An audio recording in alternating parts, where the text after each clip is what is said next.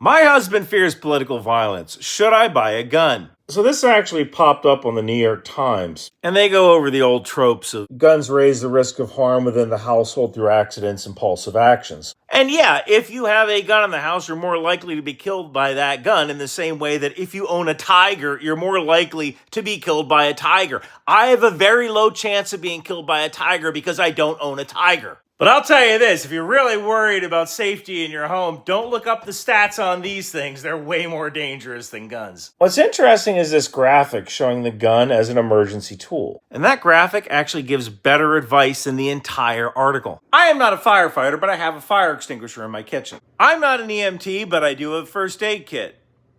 Looks like I picked the wrong day to quit drinking. And yeah, I'm not a cop, but I do own a Sig Sauer pistol. And what's funny here is that I don't really consider myself a gun guy. I'm really not that into shooting. I go every couple of months or so, and it's fun, and then I put it away. But it's not a bad idea to have because, yeah, personal defense and even protection from political violence starts with you. So if you really are anti-gun and think you might need a weapon, try this advice. Consider getting a clay gun. This is the same kind of gun that you shoot Olympic skeet with, so it is an Olympic sport. That might make the possession of something like this a little more acceptable to liberal colleagues and liberal friends. And since double-barrel clay guns are available in most countries because they're considered a sporting good, they're usually easier to obtain a license for than any other kind of weapon. And honestly, getting out with your friends and busting some clays is actually a lot of fun. Oh!